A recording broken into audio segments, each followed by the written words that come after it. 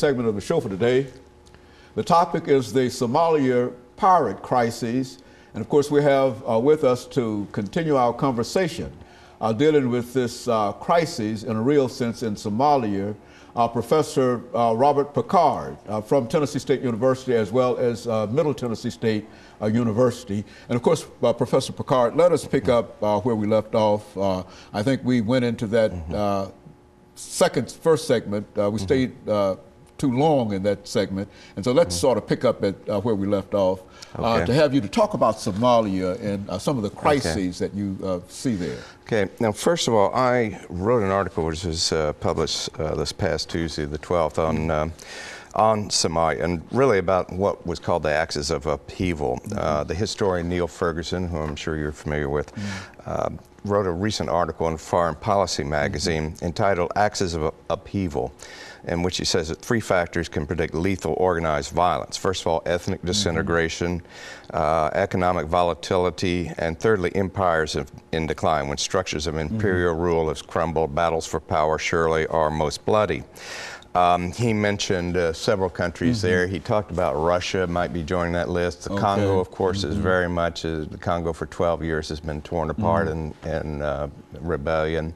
You've had Rwanda, of course, at one time. I think Rwanda's in good shape now. You've got Mexico, our nearest neighbor, thanks to the laxity of our gun laws in this country, which is an outrage. They are becoming that way with the narco problem, the narco terrorism, as we're talking about, or the gangs.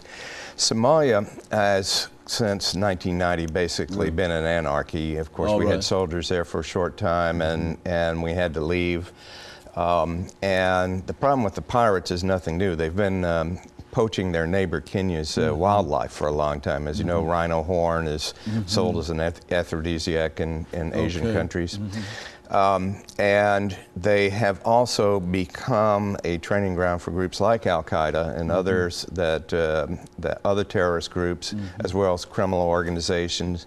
And the pirate thing is very easy for them. It's just like off our coast in the early 17th century, late 17th, early 18th century, as I'm sure you've taught in class. It was very easy for pirates to stop ships because they wouldn't put up any fight. Nobody's going to fight for somebody else's property, and that's the same thing happening here. And they've got a million-mile coast there along through the Gulf of Aden. This is one of the most strategic and important shipping areas in the world. Now, the reason I say that this has been coming on for a long time is I could see it when I was there in the early 80s. Somalia has 5 points. If you refer to the Somalia flag, there are 5 points on the star on the flag. The star is right in the middle of the flag. The 5 points stand for two parts of the country of Somalia proper. One is northern part, which was once a British colony. The southern part, which is Italian. It also includes Djibouti, which is north of Somalia, is an independent country, which is Somali, but French Somaliland.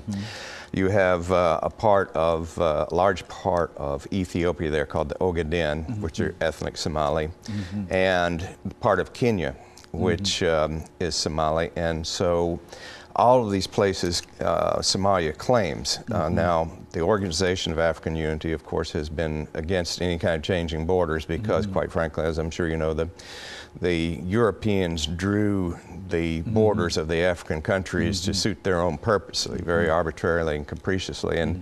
And so that's why there's so much ethnic and tribal conflict there, and also why, you know, for a lot of other things, it's warfare between tribes, there's tremendous corruption. Anytime any group cuts in, they're going to,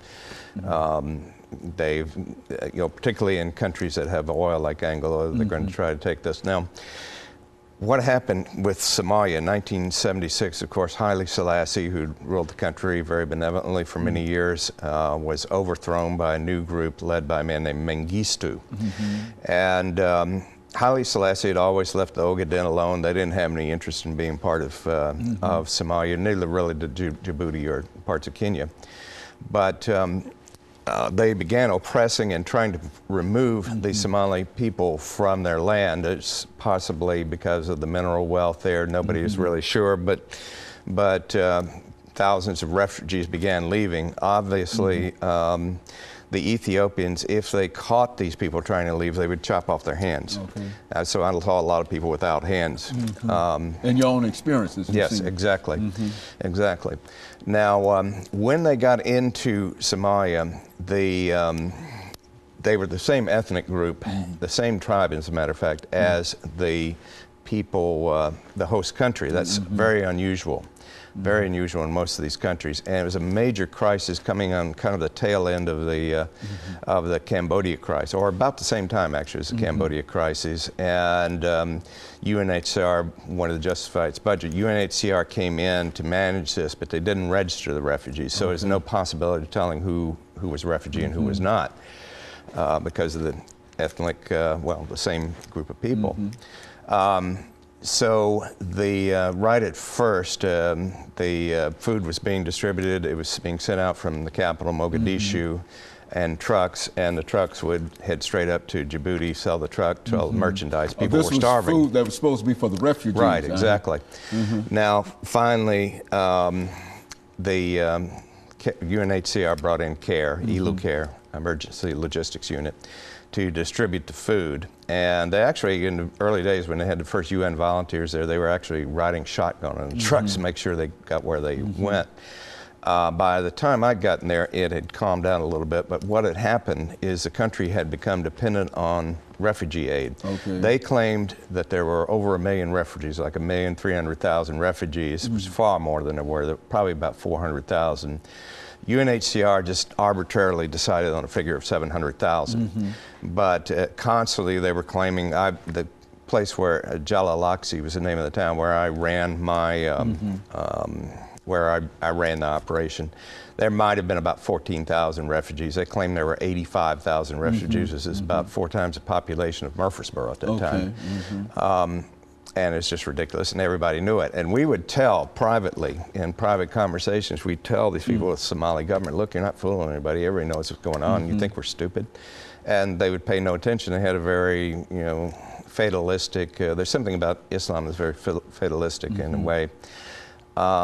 And so we told them, you're asking for trouble. And that's what happened. The government basically kind of unraveled toward the ends of the 80s. Those refugees began leaving the country and going into Ethiopia and Kenya and these places. The government disintegrated around 1990 when the president, Mohammed Siad Barre, was killed. And since then, it has been an economic and political basket case. Of course, we had troops there for a short term in the 1990s, and you've seen Black Hawk Down, you saw what happened there. One thing I noticed when I saw a Frontline film about this is that soldiers in helicopters had their feet hanging out of the helicopter, and feet are dirty in in Somali culture. That's an insult to them. And I wish I'd been there to tell them that. They're taking off their shoes and waving it back because they see it as an insult. But basically, we've got a serious problem there now, and we're going to have them in other countries as well if we don't act. And so in a real sense, you think that there's just simply a collapse of any kind of governmental authority in Somalia, and that is the basis for... They have a president of parliament right now, but really with no power, and they can't do anything. It's basically divided by medieval warlords. It's like something you see in a post-apocalyptic movie. Okay, and of course, Mr. Pickard, let us take this second commercial break, after which we'll come back and give you an opportunity to elaborate upon some of these things. And of course, we'll be back with our audience following this very, very short commercial break.